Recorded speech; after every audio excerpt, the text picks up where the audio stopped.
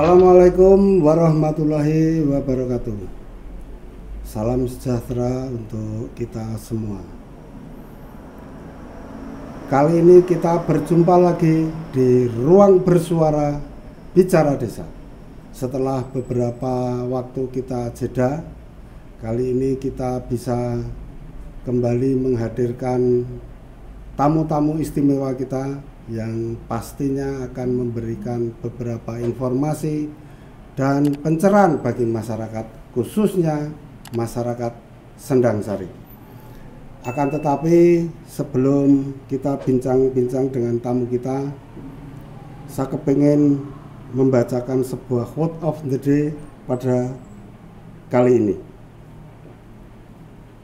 Ketika kamu mencoba mengendalikan semuanya, kamu sudah kehilangan kendali atas diri sendiri. Lao Tzu, filsuf Tionghoa 571 sebelum Masehi. Kita perkenalkan tamu kita kali ini, yakni Mbak Ayun Werdining Tias, sarjana psikologi dari staf advokasi Yakum. Selamat datang, Mbak. Selamat siang, Bapak. Terima kasih. Terima kasih atas kunjungannya, Mbak. Sama-sama, Pak. Tadi sewaktu kesini sempat kena macet? Kena macet sih enggak, Pak. Lancar gitu, karena sekarang saya rasa akses ke Kulon Progo ini sangat mudah gitu ya. Gitu. Jadi saya tuh, ini jujur Pak, saya senang sekarang ke Kulon Progo. Karena saya kebetulan asli Klaten. Jadi kalau dulu gitu sebelum ada kereta bandara, saya kalau dari Klaten ke Kulon Progo itu butuh waktu sekitar 2 jam gitu. Tapi kalau sekarang karena ada pembangunan yang sudah semakin maju gitu, saya ke Kulon Progo cukup dengan waktu 1 jam tanpa buru-buru dan on time, nyaman, sudah sampai Kulon Progo. Jadi artinya ini tadi juga naik kereta? Betul. Iya. Berarti nggak bakalan kena macet? Iya Pak, nggak kena macet. Mbak Ayun ya, Yakum itu apa sih Mbak sebenarnya? Ya, mungkin kalau sering masyarakat DIY itu lebih sering mendengarnya Yakum ya sebenarnya. Kalau Yakum sendiri itu adalah lembaga pusat kami yang ada di Solo Pak. Jadi memang Yakum ini adalah Yayasan Kristen untuk Kesehatan Umum. Memang di pusat sana Yayasan Yakum ini concern di bidang kesehatan secara lebih luas. Akan tetapi Yakum memiliki banyak unit kerja yang menyebar di beberapa wilayah termasuk di DIY. Salah satunya adalah lembaga kami yaitu Pusat Rehabilitasi Yakum.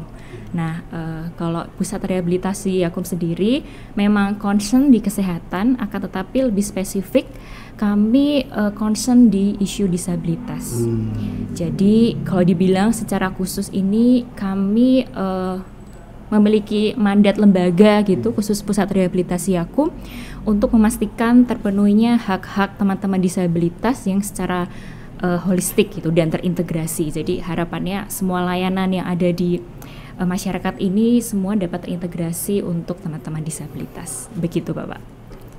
Yakum itu kalau di telinga masyarakat pedesaan juga sudah familiar sih, ya, tapi betul. Kan juga mereka nggak ngerti lokasinya ada di mana. Oh, iya. Nah, Yakum sendiri beralamat di mana? Kalau Pusat Rehabilitasi Yakum ini kami ada di Jalan Kaliurang Bapak, KM 13,5 Sleman, Yogyakarta. Jadi kalau Bapak mau ke mana ya, UII mungkin ya, yang lebih terkenal, atau mungkin kalau saya yakin masyarakat Kulon Progo juga sangat kenal dengan Rumah Sakit Jiwa Gracia. Itu kalau mau ke sana itu pasti ngelewatin kantor kami. Dari bawah itu ada kanan jalan yang catnya warna biru, itu Pusat Rehabilitasi Yakum. Terus sebenarnya untuk tahun ini atau mungkin sudah yang lalu-lalu program Yakum sendiri khususnya di beberapa wilayah apa?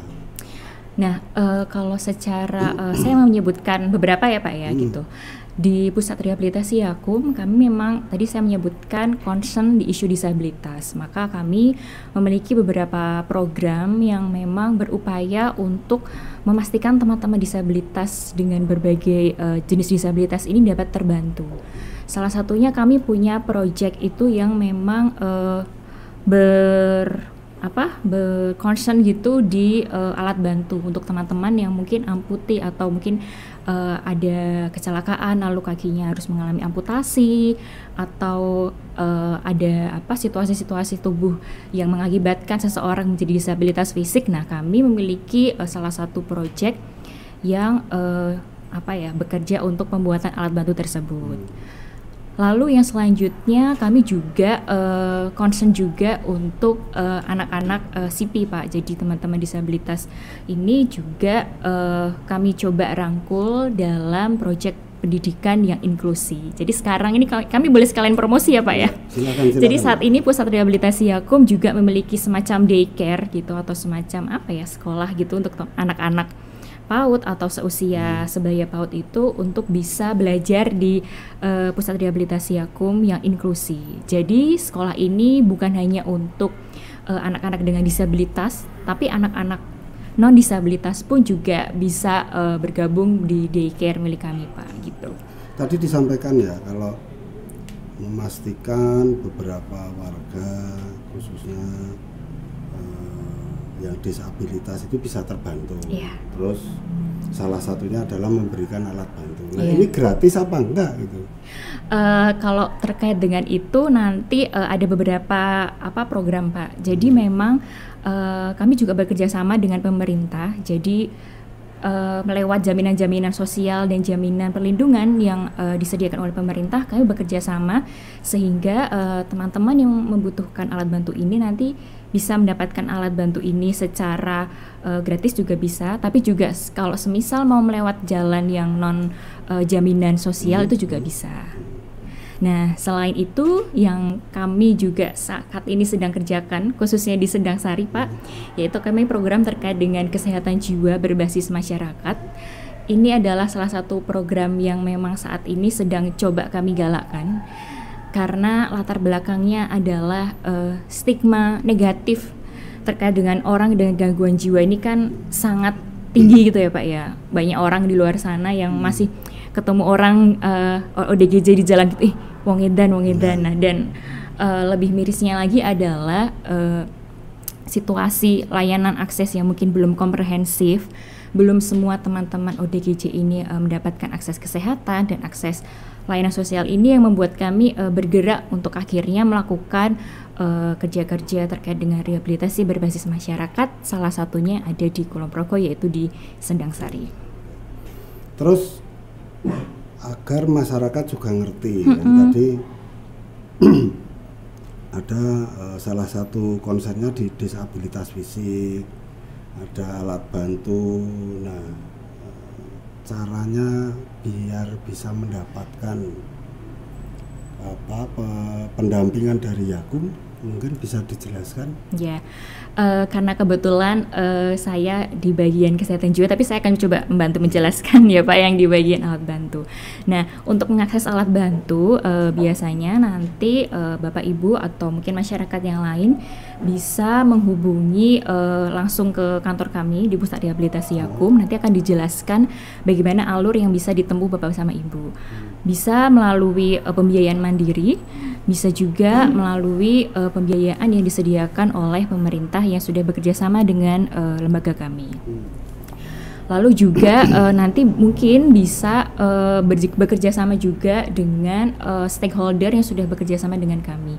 Misalnya ada dinas sosial. Dinas sosial ini yang biasa menjadi partner kami untuk program alat bantu. Jadi misal ada di Bantul, ada di Kulon Progo, di Gunung Kidul, seandainya membutuhkan alat bantu itu bisa juga mungkin mengakses lewat dinas sosial. Nanti dinas sosial biasanya akan memberikan rekomendasi-rekomendasi, salah satunya juga untuk di kantor Pusat Rehabilitasi. Terus di Kulon Progo ini selain Sendang Sari ada di berapa kelurahan?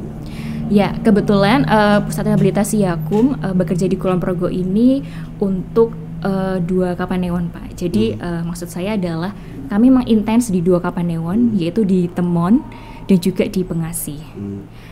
Di Temon kami ada 5 desa, Dan di Pengasih kami ada 4 desa, jadi total ada 9 desa di Kulon Progo yang intens kami dampingi. Akan tetapi tidak menutup kemungkinan juga untuk tentunya kami bisa mengupayakan agar wilayah lain juga mendapatkan dampak manfaat dari apa yang kami lakukan. Makanya kami selain berjejaring di desa, kami juga melakukan kerja-kerja advokasi dan kerja-kerja kolaborasi dengan pemerintah kabupaten, seperti itu. Tadi disampaikan kalau di Kulon Progo khususnya di Sendangsari adalah konsentrasinya di kesehatan jiwa berbasis masyarakat. Iya betul Bapak. Di 2 Kapanewon juga sama? Sama Bapak, di Temon dan di Pengasih sama. Hanya di tahun 2016 kami lebih dulu mendampingi di Temon sampai nanti di akhir tahun 2024. Nah di Sendangsari ini kami baru mulai di tahun 2022 gitu. Jadi mungkin gambarannya adalah kami saat sudah melakukan beberapa tahun di Temon, kami memperluas lagi dengan menambah wilayah di Kapanewon Pengasih gitu. Nah terus konsentrasi dari kesehatan jiwa berbasis masyarakat mungkin bisa dijelaskan? Oke, baik. Mungkin ini ya Pak, selama ini kalau kita berbicara tentang kesehatan jiwa, kita tuh masyarakat selalu beranggapan bahwa kalau ODGJ kita menyelesaikan masalah atau memastikan bahwa ODGJ itu sembuh atau pulih ya dengan kita membawa ke rumah sakit jiwa. Seperti itu kan itu ya Pak ya. Tapi sebenarnya ketika kita berbicara tentang kesehatan jiwa, mengakseskan teman-teman ODGJ ini ke rumah sakit itu bukan belum selesai gitu Pak.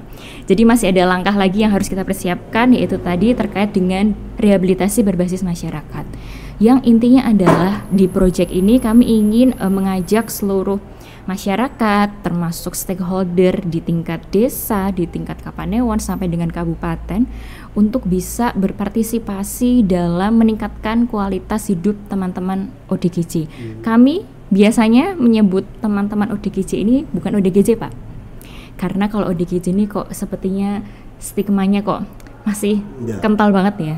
Nah kami saat ini dengan program ini kami mencoba mengajak semua yang terlibat dalam program kami untuk menyebut ODGJ ini menjadi ODDP. Sebenarnya sama Pak, tapi supaya lebih mengajak masyarakat supaya lebih ada kemajuan dalam memaknai satu situasi ini. ODDP adalah orang dengan disabilitas psikososial. Ya, jadi kenapa psikososial juga karena teman-teman ODGJ atau ODDP ini mengalami hambatan tuh bukan hanya terkait dengan situasi psikologis, tapi juga teman-teman ODGJ ini biasanya kan diejek-ejek kan ya Pak ya, dihakimi gitu, di stigma. Nah, mereka ini mengalami hambatan sosial, makanya teman-teman ODGJ ini susah untuk berinteraksi dengan masyarakat, karena masyarakat masih kurang menerima gitu ya, jadi makanya disebut disabilitas psikososial seperti itu Bapak.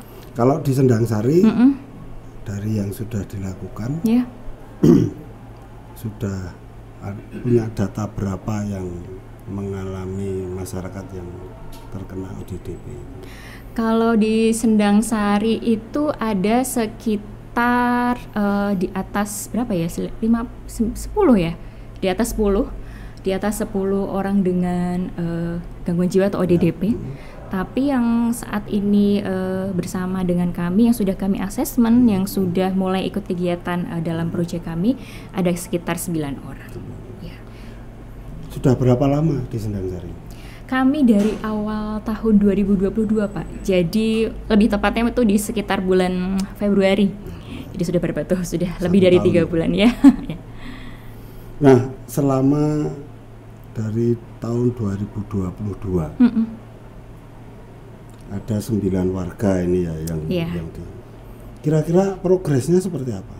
Ya, ini yang menjadi pertanyaan menarik gitu, karena memang ini yang paling dilihat loh, kalau sudah didampingi Yakum apa progresnya gitu. Nah, di awal itu tentunya ketika kita bahasanya asesmen Pak. Ketika kami pertama Kulonwon ke sini, kami sudah mendapatkan istilahnya restu dari stakeholder atau pemerintah kelurahan. Kami bersama-sama dengan pemerintah kelurahan, Pak Kami Tua lebih spesifiknya, dan juga dengan kader kesehatan jiwa ini, kami mencoba untuk mendatangi ODGJ atau ODDP yang ada di Sendangsari. Ini berdasarkan data yang kami dapat dari Dinas Kesehatan dan juga Puskesmas. Dari situ kami mengasesmen apa saja yang digali. Yang digali adalah pertama terkait dengan situasi medisnya. Apakah ODDP ini sudah mendapatkan diagnosa atau belum? Terkadang di masyarakat gitu sudah duluan mendiagnosa seseorang, Bapak. Jadi ketika melihat seseorang, wah kayaknya aku ODGJ deh. Nah, padahal seseorang tersebut belum mendapatkan diagnosa dari dokter spesialis kesehatan jiwa. Nah, sehingga belum bisa dinyatakan. Iya, belum bisa dinyatakan. Nah, hal-hal seperti itu yang di awal program kami coba pastikan gitu. Jadi mana-mana yang sudah mendapatkan akses diagnosa dari dokter, mana yang belum. Yang belum kami coba akseskan dengan layanan kesehatan. Sedangkan yang sudah kami juga lihat bagaimana situasinya. Apakah yang pertama sudah mendapatkan obat, sudah minum obat, tapi apakah dia sudah menerima dirinya sebagai ODDP misalnya. Nah, terkadang yang terjadi adalah banyak teman-teman ini yang memang butuh waktu untuk menerima dirinya, yang harus mungkin setiap hari minum obat, yang mungkin harus mendapatkan beberapa kali treatment. Itu kan tidak semua orang memiliki Pak, kemampuan itu untuk cepat menerima situasi gitu ya Pak ya. Nah itu. Setelah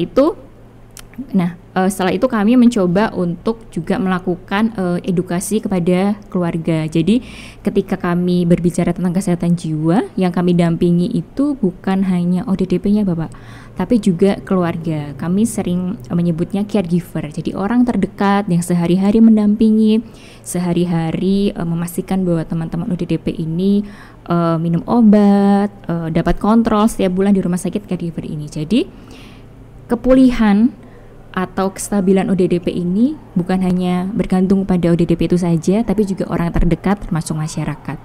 Kalau tadi Bapak bertanya progresnya seperti apa, kami bisa menyampaikan bahwa di Sendangsari ini luar biasa Bapak gitu, karena memang dari awal mungkin masih banyak keluarga yang masih menutup-nutupi kalau anggota keluarganya ada yang mungkin ODDP, merasa malu, suka mungkin ada yang rendah diri, mungkin digerenengi sama tetangganya. Itu kan juga satu faktor yang membuat keluarga itu menutupi gitu ya. Tapi ketika kami pelan-pelan melakukan pendekatan bersama dengan kader, dengan pemerintah kelurahan tentunya, ada progres bahwa keluarga ini akhirnya mau terbuka bahwa oh ya Mbak, saya mau didampingi bersama keluarga dan ODDP seperti itu. Hingga saat ini baru tadi siang Bapak kebetulan kami melakukan pertemuan dengan ODDP dan caregiver. Jadi salah satu intervensi yang kami lakukan itu adalah juga membentuk semacam support group. Jadi support group ini kami bentuk untuk ODDP, caregiver atau keluarga, dan juga kader, pemerintah kelurahan, dan juga stakeholder di tingkat desa untuk bisa berinteraksi dalam satu wadah gitu ya, supaya bisa bisa menjadi satu bentuk support system kepada keluarga dan juga tentunya ODDP agar merasa dilibatkan, agar merasa bahwa sejauhnya mungkin diuangke gitu ya Pak ya gitu. Jadi harapannya dengan ada kelompok support group ini bisa menjadi semacam terapi gitu ya untuk teman-teman ODDP dan keluarga untuk bisa meningkatkan di aspek sosialnya juga dan juga di aspek medisnya. Nah, saya kembali, jadi kira-kira selama dari tahun 2022 peningkatan dari yang didampingi. Kalau tadi disampaikan dari caregivernya sudah mulai terbuka. Gitu. Nah, sedangkan dari yang ODDP sendiri kira-kira progresnya seperti apa? Apa mereka ini sudah ada perkembangan yang lebih positif? Karena kan kalau masyarakat ini biasanya, kemarin kita sempat ngobrol yang dari Yakum juga, Mas apa itu.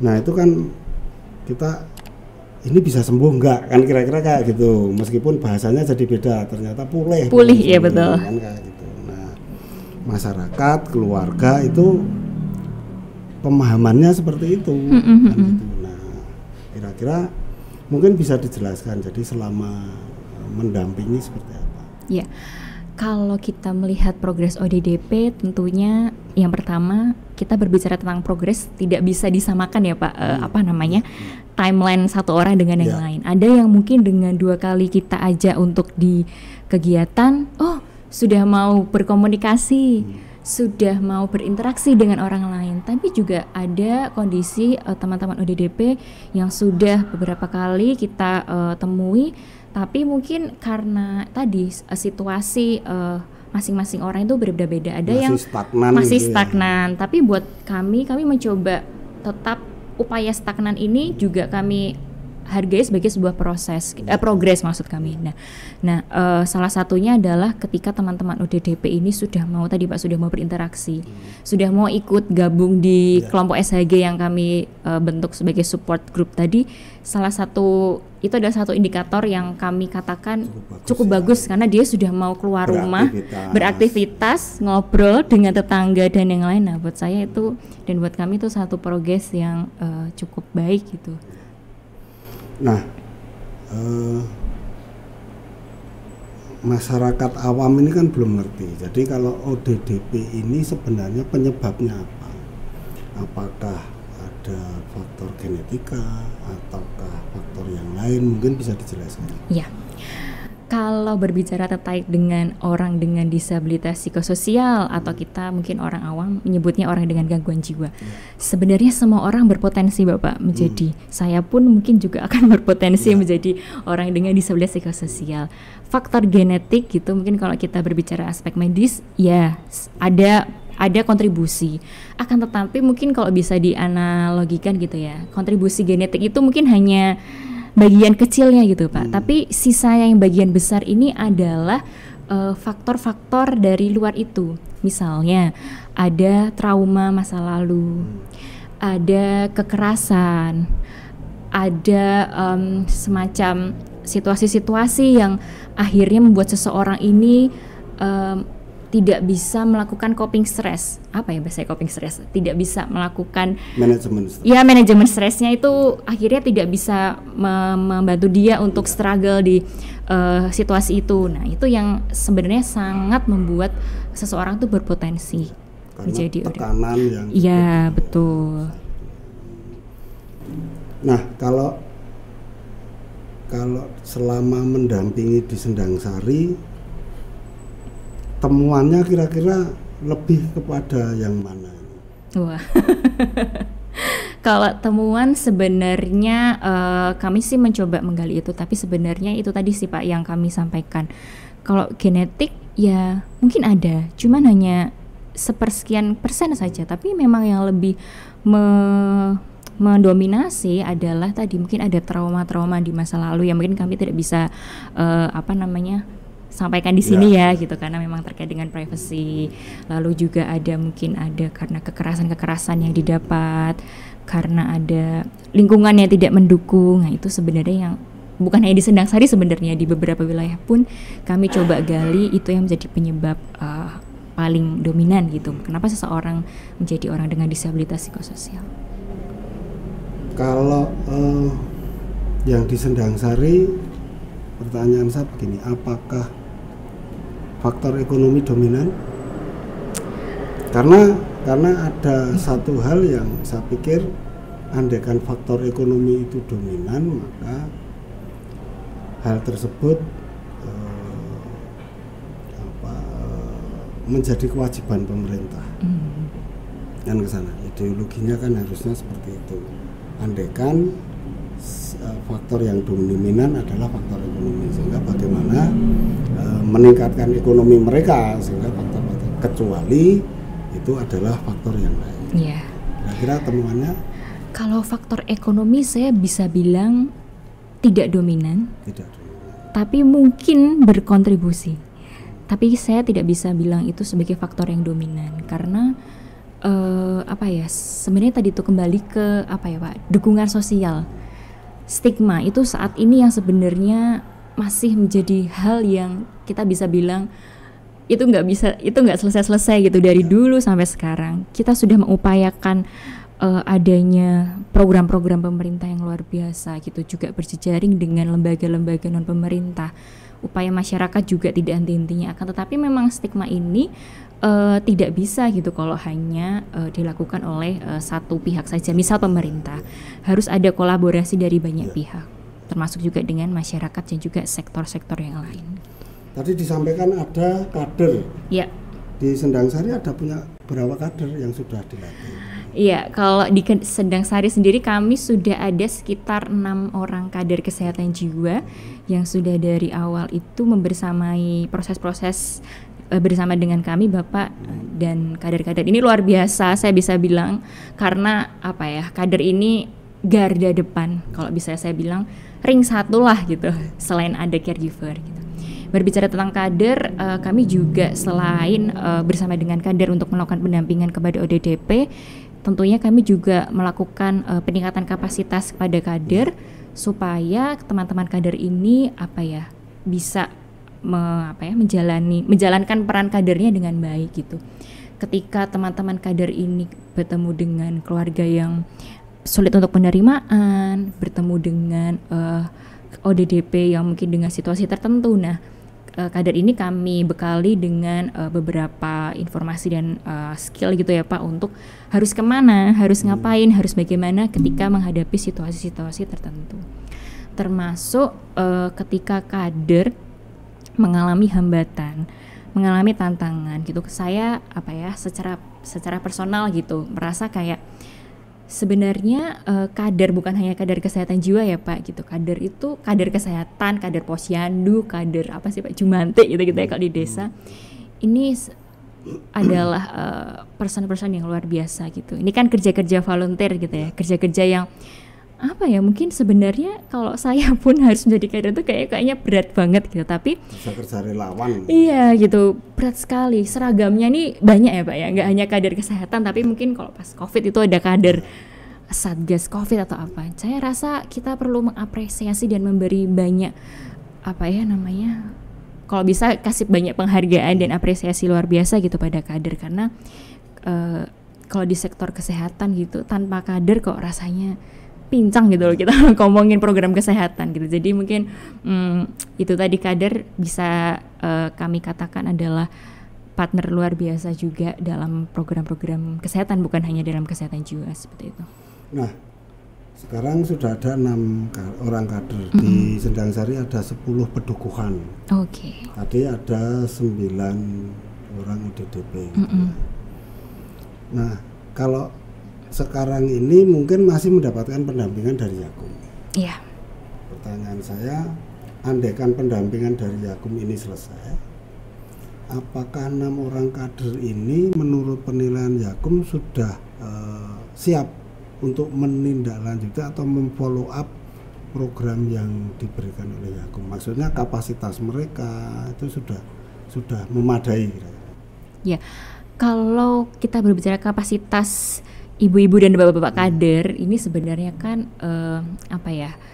mereka tuh kapasitasnya sudah sangat mumpuni. Cuman kan memang kita saat ini kami masih setengah jalan proyek gitu Pak. Jadi masih banyak hal-hal yang ingin kami berikan gitu. Jadi kalau dibilang kalau nanti ditinggal sama Yakum apakah sudah siap? Ya kalau untuk saat ini mungkin belum, karena ada hal-hal yang kami masih harus berikan gitu kepada kader. Ilmunya belum semua diberikan. Iya, belum disuntakkan semuanya gitu ya Pak ya gitu. Jadi mungkin kalau dikatakan sudah siap atau belum untuk saat ini mungkin ya belum, karena kami belum selesai memberikannya. Tapi kami percaya nanti pemerintah kelurahan pun juga punya komitmen yang luar biasa gitu untuk concern di isu kesehatan jiwa. Jadi bersama dengan Pak Lurah, bersama dengan Pak Kamitua dan Pak Cari pun kami juga sudah mulai, walaupun baru di awal, kami sudah mulai menata ke depan. Kira-kira nanti setelah kami tidak ada di Sendang Sari, program-program lanjutan apa yang mungkin nanti bisa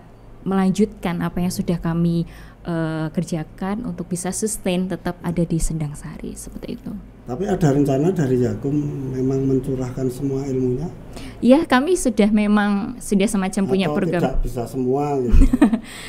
Sampai di akhir tahun 2024 nanti Pak, kami sebenarnya sudah punya beberapa guideline gitu, apa saja yang kami akan kolaborasikan dengan desa termasuk dengan kader. Jadi nanti akan kami selesaikan dulu sampai tahun 2024 gitu. Nanti sisanya tidak lanjutnya nanti kita akan diskusikan lagi lebih lanjut dengan pemerintah kelurahan. Sekarang kalau dari aspek keluarga sendiri, jadi dari aspek keluarga ODDP, iya, ini selama pendampingan itu apa, mereka kesannya seperti apa, atau juga kesulitan apa yang dihadapi oleh teman-teman, Mbak? Iya, kalau barusan aja tadi kebetulan habis ketemu dengan teman-teman caregiver atau keluarga gitu. Hal yang paling dominan yang dicurahkan atau diceritakan teman-teman kader adalah ketika mungkin saat situasi-situasi teman-teman ODDP ini kambuh, atau bahasa medisnya biasanya relapse, Pak. Dan kalau kambuh tuh kan sebenarnya macam-macam. Masyarakat biasanya mengklaim orang dengan disabilitas psikososial atau orang dengan gangguan jiwa kalau kambuh tuh biasanya ngamuk-ngamuk, Mbak.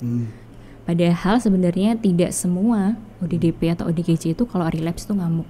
Ada yang diem saja, nggak mau makan, ditanya diam saja, hanya nangis saja, atau mungkin halusinasi seperti itu, mengurung diri. Nah, beda-beda situasinya. Nah, ini hal-hal terberat sebenarnya ketika kalau ditanya kepada caregiver, apa Bu, Pak, hal yang terberat ketika mendampingi ODDP? Ya ini gitu.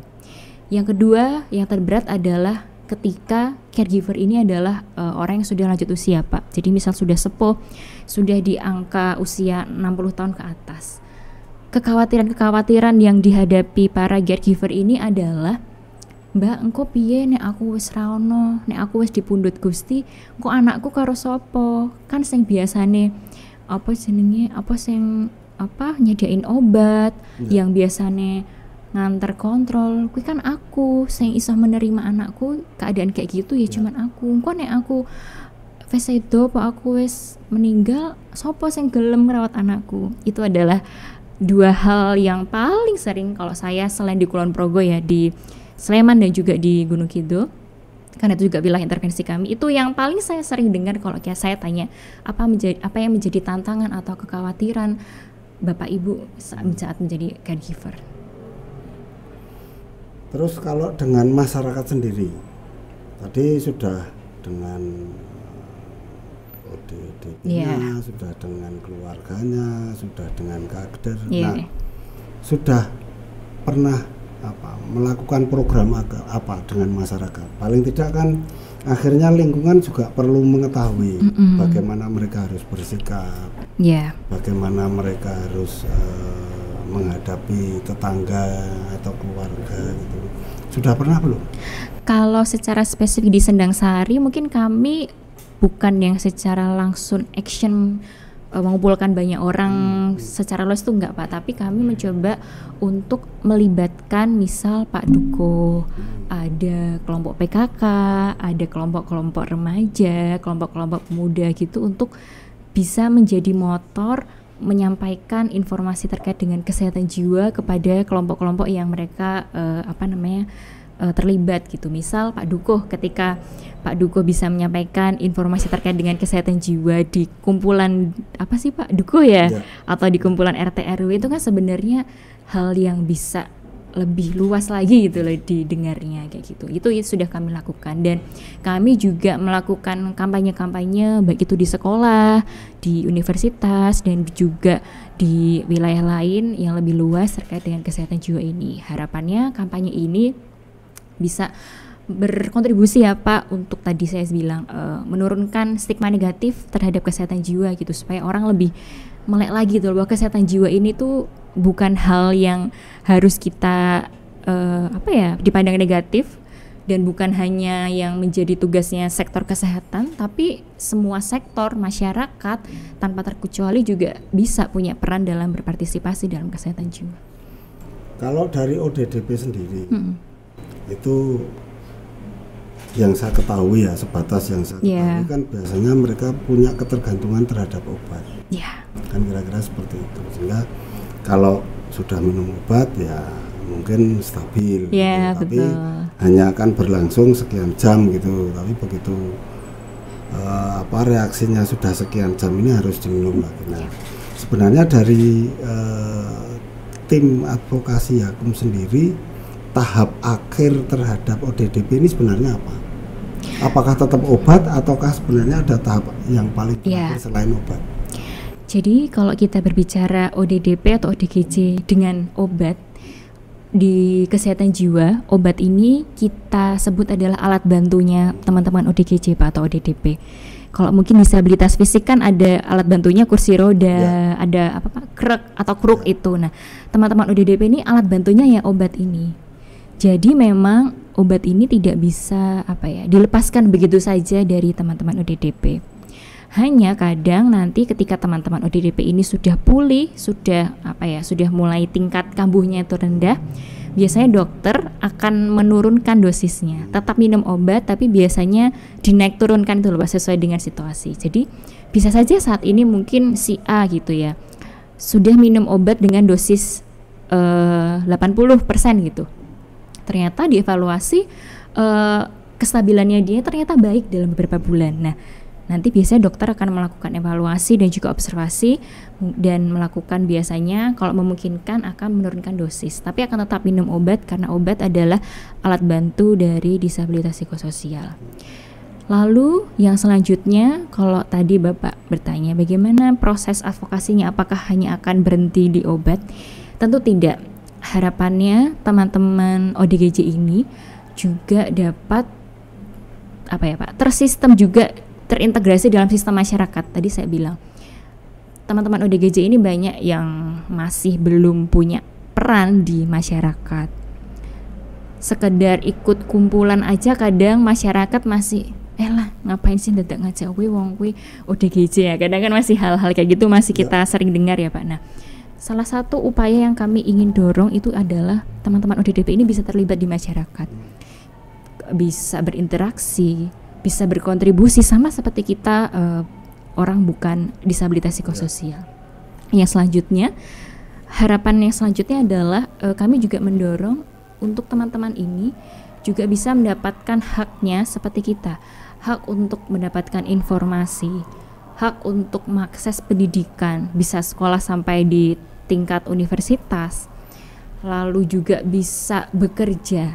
Nah, isu bekerja ini kan sebenarnya bukan hanya di disabilitas psikososial, tapi di disabilitas yang lain pun juga masih menjadi hal yang dirasa masih butuh dorongan-dorongan agar semakin banyak kesempatan kerja untuk teman-teman disabilitas gitu. Nah, kalau teman-teman disabilitas psikososial ini kan mungkin agak susah gitu, bingung. Kami sebagai mungkin teman-teman di penyedia layanan pekerjaan agak bingung. Nanti kalau ada teman-teman disabilitas psikososial kerja di tempat kami, gimana? Nanti kalau ngamuk kamu gimana? Hal-hal kayak gitu kan? Kerjanya apa? Bisa apa? Nah, itu kan sebenarnya hal-hal yang masyarakat masih minim informasi juga. Nah, itu yang kami juga advokasikan gitu dengan sektor-sektor yang bergerak di bidang non kesehatan untuk memastikan bahwa teman-teman ODDP ini juga harus bisa mengakses layanan-layanan tersebut. Di Kulon Progo sudah dilakukan yang itu? Di Kulon Progo kami kemarin baru saja dengan Dinas Koperasi dan UMKM kami nanti akan berkolaborasi untuk melakukan pendampingan di ODDP atau ODGJ dan kelompok ODDP. Dampingan kami kebetulan punya kelompok usaha gitu Pak. Dan secara individu juga sudah ada teman-teman yang punya usaha individu yang produktif. Ini nanti akan diberi semacam pelatihan dan pendampingan oleh dinas, akan dibantu dalam pemasarannya, akan dibantu dalam semacam kalau dinas kemarin bilangnya kurasi produk, kayak memverifikasi produknya nih sudah sudah baik atau belum. Nah, itu akan dibantu hal-hal seperti itu, dan juga hal-hal lain juga sudah disediakan juga. Jadi memang butuh kerjasama Pak ini. Nggak hanya dinas kesehatan atau dinas sosial saja. Pertanyaan terakhir. Ya. Definisi pulih dari ODDP sebenarnya apa? Oke, kalau di definisi pulih adalah yang pertama, teman-teman ini secara aspek kesehatan, aspek sosial, dan juga aspek produktivitasnya. Ya tadi termasuk kerja, termasuk bisa mengakses pendidikan. Ini mereka bisa apa ya, bisa balance gitu loh Pak. Pulih itu seperti itu sebenarnya. Akses ini, 3 akses layanan ini tuh bisa mereka dapatkan gitu. Ketika pulih hanya secara medis, mereka sudah pulih nih secara medis, tidak apa namanya, tidak kambuh. Tapi mereka masih tidak diterima di masyarakat. Tapi mereka masih takut untuk berinteraksi dengan tetangga sekitar. Nah, itu juga masih bisa kita katakan ya belum pulih seutuhnya. Pulih ketika teman-teman ODDP yang menurut kami adalah pulih dengan melibatkan 3 aspek itu tadi Pak. Ada yang sudah bisa seperti itu? Sudah banyak di Kulon Progo. Salah banyaknya, bukan salah satunya, ada di temuan di wilayah yang sudah kami dampingi di beberapa desa itu sudah ada. Bahkan sudah ada yang beberapa kali bersama dengan kami sampai di kemarin baru namanya Mbak Desti, kalau boleh saya sebut, dari Temon. Itu kemarin bersama dengan kami di kantor ASEAN sana Pak, di ASEAN membicarakan terkait dengan bagaimana upaya dia dari yang dulu masih susah menerima dirinya, masih belum pulih secara kesehatan, akhirnya sekarang dia menjadi person yang sangat concern mengajak semua teman-teman dan masyarakat untuk bisa berpartisipasi di isu kesehatan jiwa.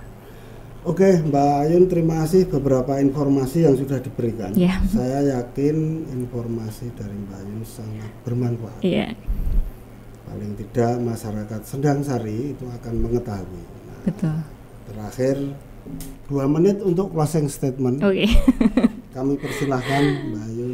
Baik, ini mumpung diberikan wadah gitu ya untuk bisa nanti sehingga bisa didengar oleh semua masyarakat Kulon Progo pada khususnya, saya mungkin menyampaikan bahwa saat ini kesehatan jiwa menjadi hal yang perlu kita prioritaskan bersama.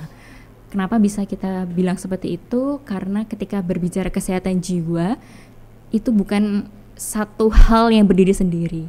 Kesehatan jiwa itu berkaitan dengan aspek-aspek yang lain, dengan aspek kemiskinan, dengan aspek pendidikan, dengan aspek tenaga kerja dan aspek sosial. Maka dari itu tidak bisa kalau kita melakukan kerja-kerja yang berkaitan dengan kesehatan jiwa ini hanya dibebankan pada satu sektor. Perlu kerjasama multisektor yang harus mulai digalakkan di Kulon Progo ini. Tidak terkecuali juga untuk masyarakat pada umumnya. Jadi masyarakat adalah tempat terbaik, tempat ternyaman, kalau bisa saya bilang adalah obat terampuh daripada obat-obat medis yang di rumah sakit untuk bisa teman-teman ODDP ini dapat pulih, dapat mengakses layanan sosial dan layanan-layanan lainnya. Jadi saya tadi bilang masyarakat dan stakeholder adalah kunci terbaik dari kesehatan jiwa. Gitu Bapak, terima kasih. Terima kasih Mbak Ayun atas informasinya. Demikian pemirsa bincang-bincang kita dengan Mbak Ayun Werdining Tias, Sarjana Psikologi. Acara pada siang hari ini saya cukupkan.